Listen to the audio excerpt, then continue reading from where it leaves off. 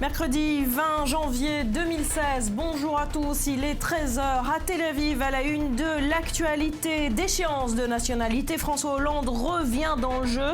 Il reçoit cet après-midi les présidents du Sénat et de l'Assemblée. Après avoir laissé le débat s'envenimer durant 4 semaines, le président va tout faire pour trouver un compromis. Autre conséquence des attentats de 2015, les actes islamophobes qui ont triplé cette année. Les Juifs, très touchés également, tenez-vous bien, 800 actes antisémites en un an.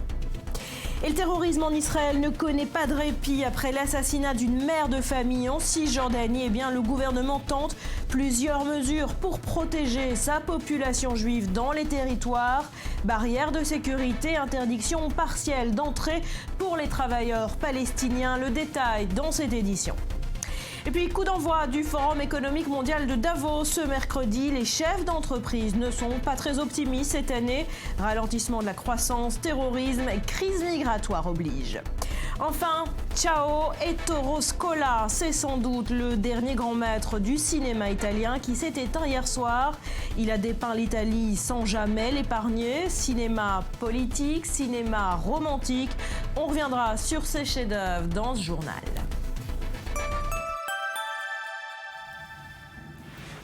Bienvenue à tous. François Hollande reprend donc la main sur le dossier de la déchéance de nationalité. Et c'est à l'Élysée que ça va se jouer en fin d'après-midi. Le président reçoit les présidents du Sénat et de l'Assemblée à 17h pour tenter de trouver un compromis, et ce, à 2 semaines du vote sur la révision constitutionnelle. Julia Ganancia. Le vote revêt un enjeu capital pour François Hollande. Et le chef de l'État le sait, il fait preuve de la plus grande prudence. Jusqu'à la fin de la semaine, le président de la République va multiplier les rencontres, notamment en recevant Nicolas Sarkozy vendredi à l'Élysée. Ce mercredi, il reçoit Claude Barthelone et Gérard Larcher. Objectif, trouver un compromis sur une mesure controversée, la déchéance de nationalité de binationaux nés français condamnés pour un crime constituant une atteinte grave à la vie de la nation. Le souci du président de la République et du gouvernement, c'est de rassembler une majorité large sur un enjeu qui est d'abord celui de la protection des Français et qui doit donc dépasser les clivages habituels. Mais la partie est loin d'être gagnée. De nombreux responsables socialistes reprochent au projet de l'exécutif de stigmatiser les binationaux et de remettre en cause le droit du sol. L'ancien Premier ministre Jean-Marc Ayrault plaide pour une autre solution. Il faut sortir par le haut. Comme d'autres, j'ai fait une proposition, c'est de mettre en place une déchéance de citoyenneté. Bon, là, on sortirait du débat sur la nationalité, mais qui serait d'une sévérité extrême, qui pourrait être une déchéance de droits civiques, de droits sociaux, à vie, et qui serait une mesure très forte et concrète, et qui aurait de la valeur et qui rassemblerait. Problème, il n'est pas certain que cette formule convienne à la droite. Le parti a fait savoir depuis plusieurs semaines qu'il ne voterait pas la réforme si la déchéance de nationalité n'y figurait pas. Quelle que soit la solution qui s'imposera, l'exécutif entend aller vite. Les débats sur la révision constitutionnelle empoisonnent depuis des semaines le paysage politique. L'Assemblée doit commencer l'examen du texte entre le 5 et le 9 février et le Sénat à partir du 16 mars. Voilà, le temps presse donc pour François Hollande, mais on vient de le voir, le compromis sur le texte est loin d'être trouvé. Dror, François Hollande doit et vite éteindre l'incendie à gauche et rallier la droite.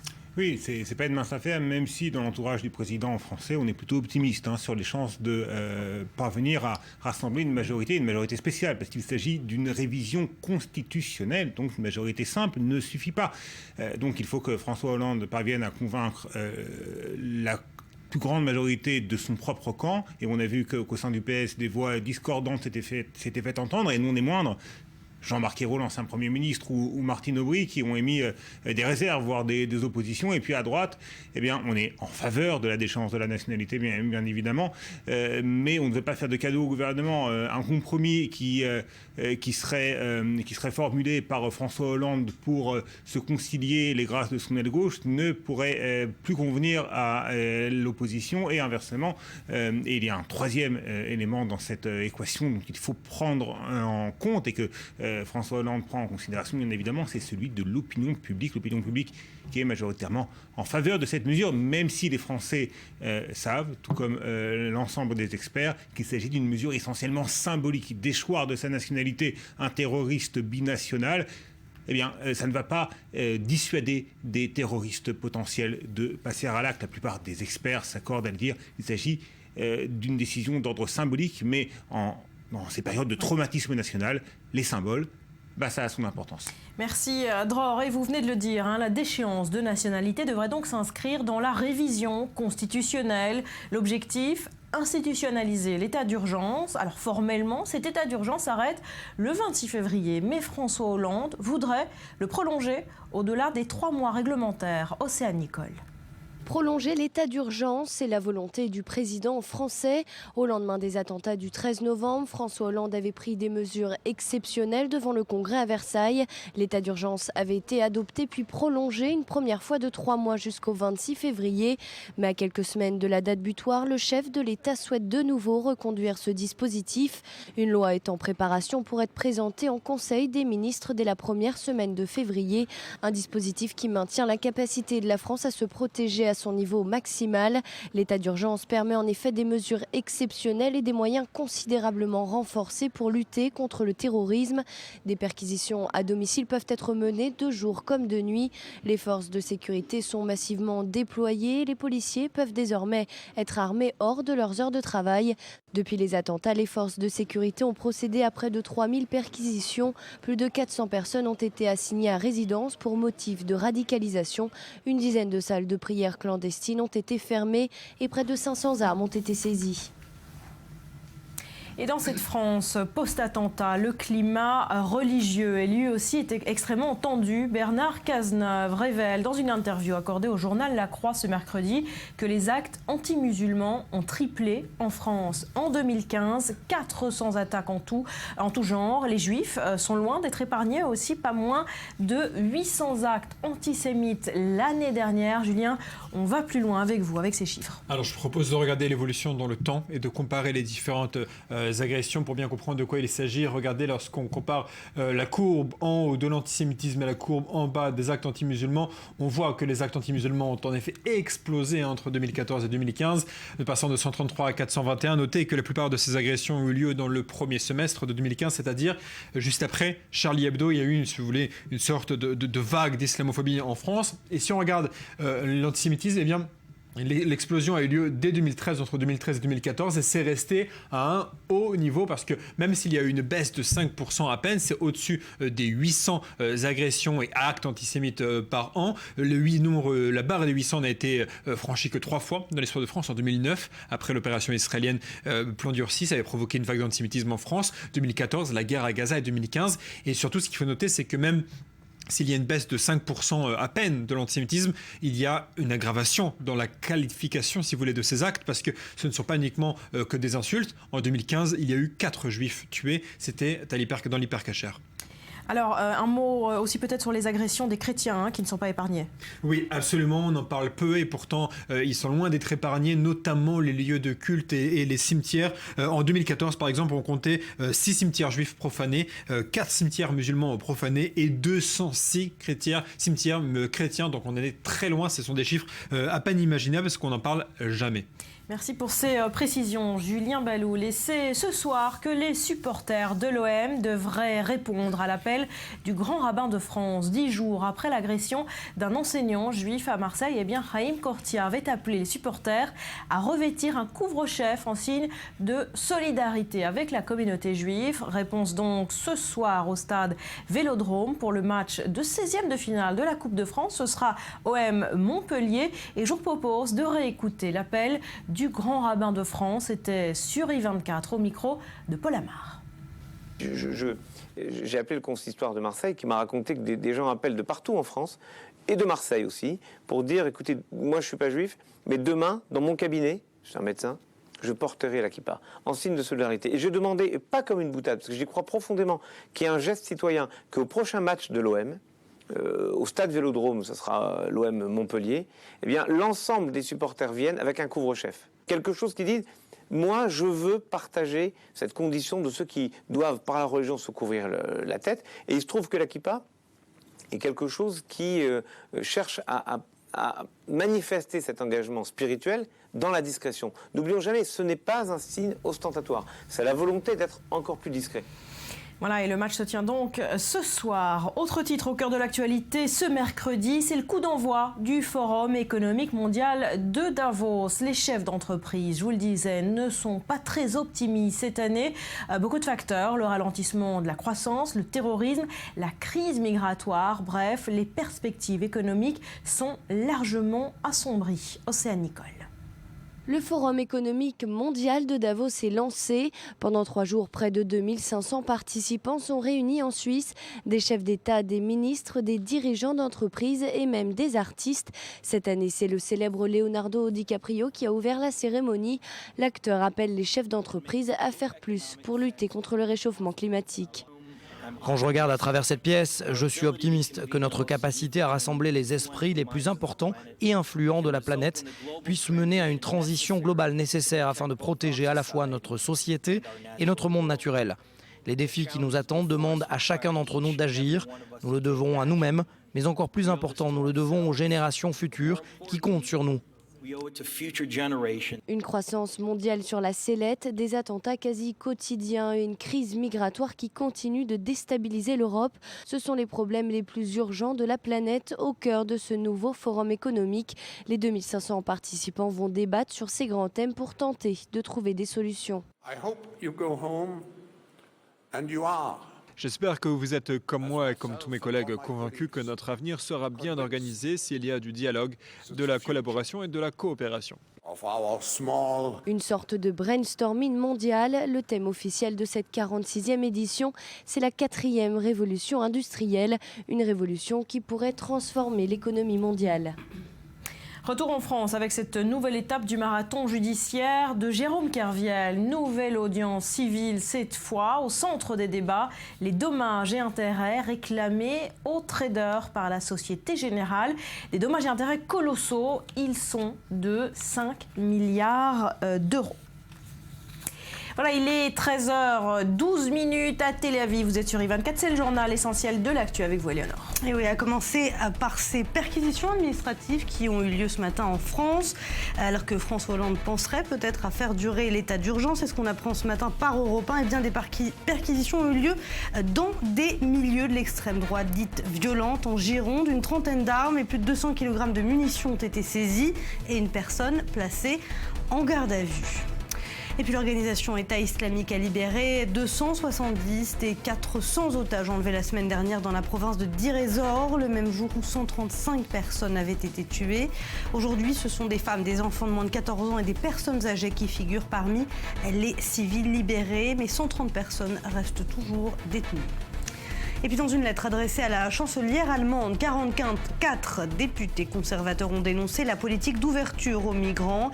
Mais la grogne sévit aussi au sein de son propre parti. Angela Merkel va rencontrer aujourd'hui en Bavière des élus régionaux du CSU qui lui remettront en main propre une autre lettre très critique également. Voilà pour les grands titres. Merci Éléonore. On jette tout de suite un coup d'œil à la météo de ce mercredi.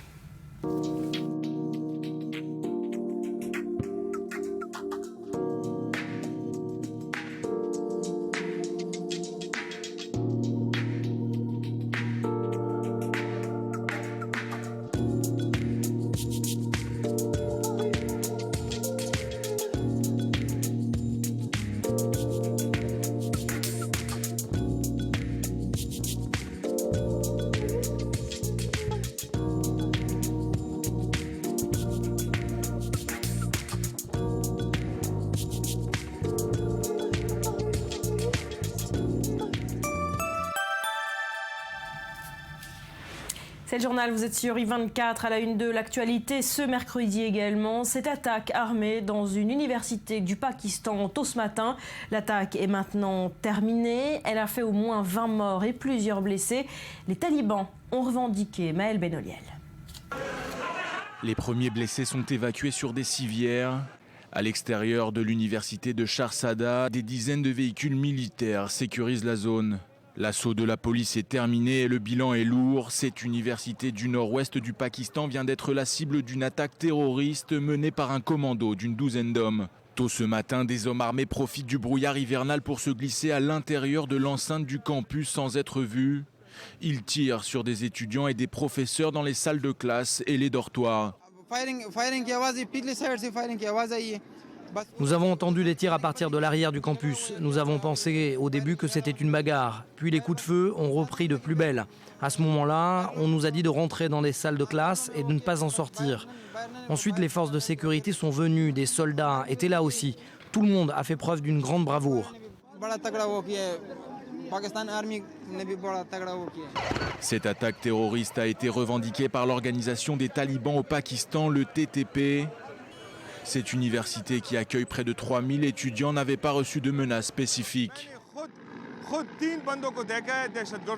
J'ai vu 3 terroristes, un sur le toit, il tirait depuis là-bas, un autre était près de l'hôtel. Là-bas, j'ai vu 4 gardes de l'université, ils étaient blessés, nous les avons mis dans des ambulances.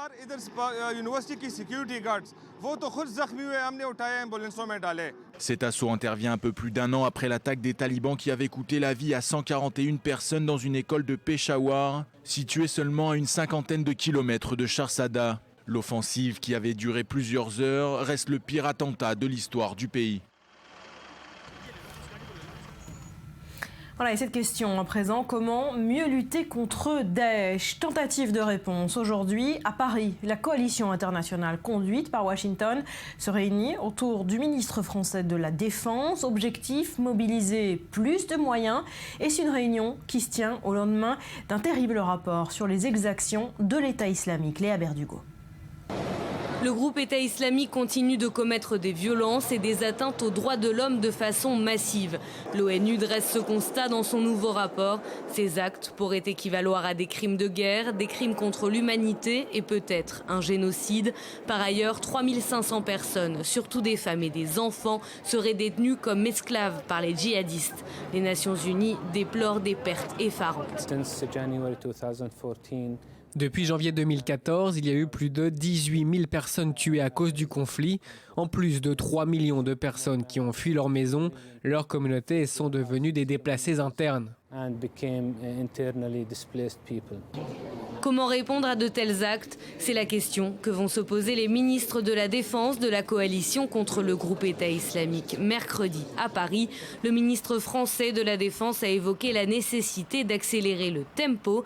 Depuis les attentats de Paris de novembre 2015, les frappes aériennes de la coalition se sont intensifiées en Irak et en Syrie.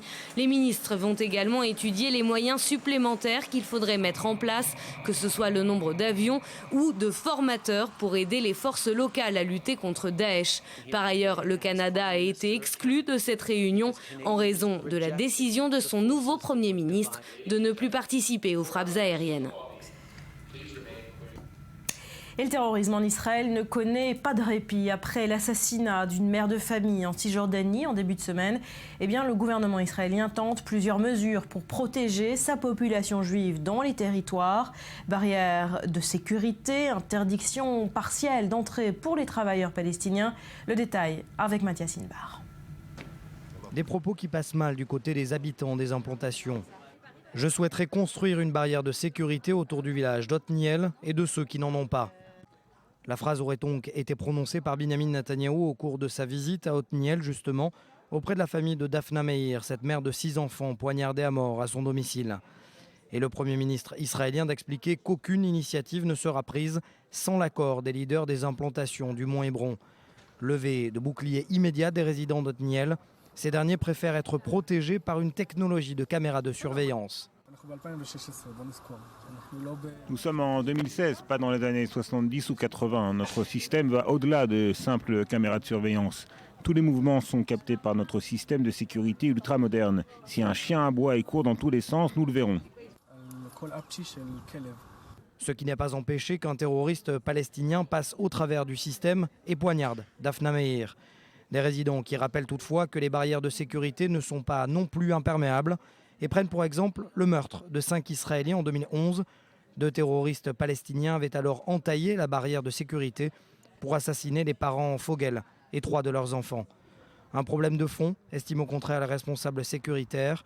Pour Yehuda Glick, activiste pour la construction d'une 3e temple et résident d'Otniel, la construction d'une barrière de sécurité empêcherait de facto la poursuite des constructions et donc leur expansion.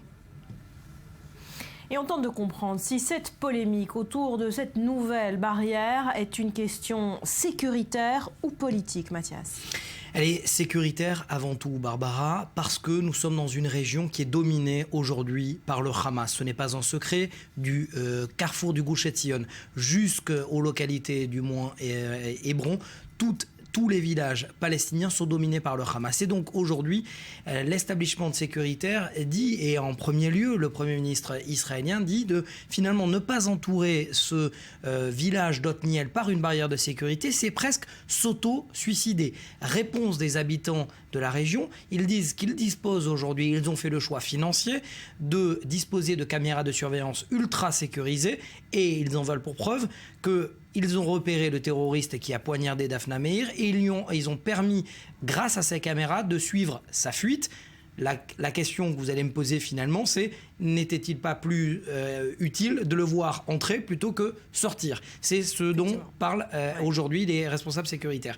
Mais également, ce débat, il est politique, il est surtout idéologique, parce que je citais Yehuda Glick, il y a également Daniela Weiss, qui est la chef de front de ce mouvement des femmes en vert, ces activistes de la droite religieuse nationaliste, qui dit finalement entourer les yeshuvim, c'est-à-dire les villages, les implantations israéliennes d'une barrière de sécurité, c'est délimiter finalement, c'est imposer une frontière de facto, en clair. Tout ce qui est dans les villages, c'est israélien. Tout ce qui est à l'extérieur, c'est palestinien. Alors, autre question sensible, là aussi sécuritaire et politique, ce sont ces fameux permis d'entrée de travailleurs palestiniens à l'intérieur de ces implantations juives. C'est la raison pour laquelle l'armée a lâché du lest. Ce matin, effectivement, les localités au nord de Jérusalem, dans la région du Binyamin et de la Samarie, aujourd'hui sont autorisées à pénétrer dans les implantations.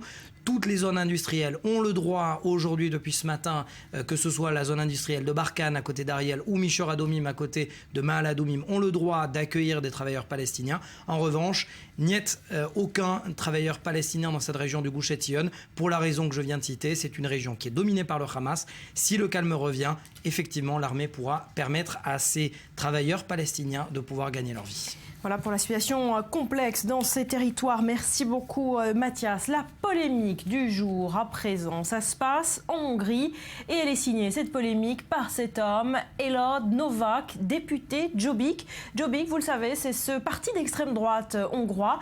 Eh bien, il a décidé de s'en prendre au cinéma qui traite de la Shoah.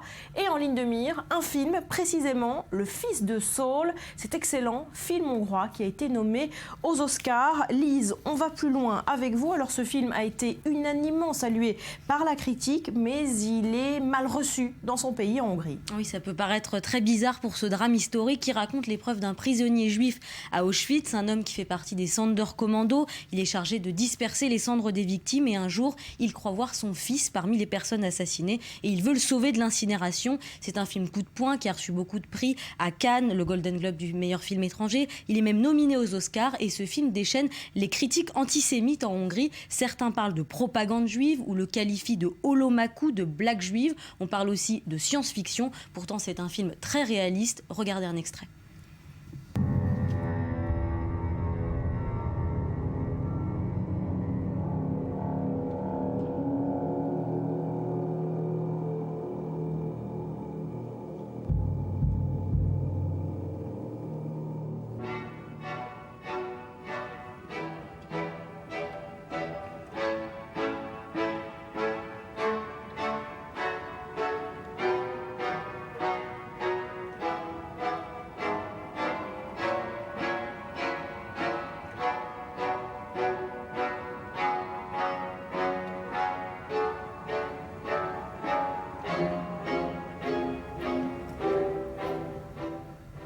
Alors pour certains Hongrois, et c'est le cas de l'extrême droite dans le pays, on accorde trop d'importance à la Shoah dans le cinéma. Oui, on a pu lire des commentaires très choquants, notamment sur la page Facebook du Premier ministre. On a pu lire « C'est un film sur les Juifs et pour les Juifs seulement. Pourquoi finance-t-on des films sur la Shoah et pas sur l'histoire nationale ?» Et le leader d'extrême droite, Elod Novak, lui, a dit que son parti mettrait un terme au financement des films qui parlent de la Shoah pour privilégier les films sur les héros nationaux. Est-ce que les créateurs de ce film, des Hongrois, ont réagi à cette polémique ? Oui, ils ont appelé les Hongrois à se mobiliser en se rendant dans les salles. Les journalistes, eux, ont demandé une loi pour punir les gens qui incitent à la haine raciale sans résultat. Voilà, c'était la polémique du jour. Et en tout cas, nous, on conseille d'aller voir cet excellent film, Le Fils de Saul. Merci Lise. À suivre dans le journal, on parlera politique et littérature. À chaque jour, quasiment en France, sa nouvelle publication. Fillon, Sarko, Copé, Valls, tout le monde s'y met. Mais ces livres de politique sont-ils réellement efficaces ? Outils de campagne démodés ou plus propices que jamais? On voit ça dans moins de 5 minutes dans le journal sur I24. Restez avec nous.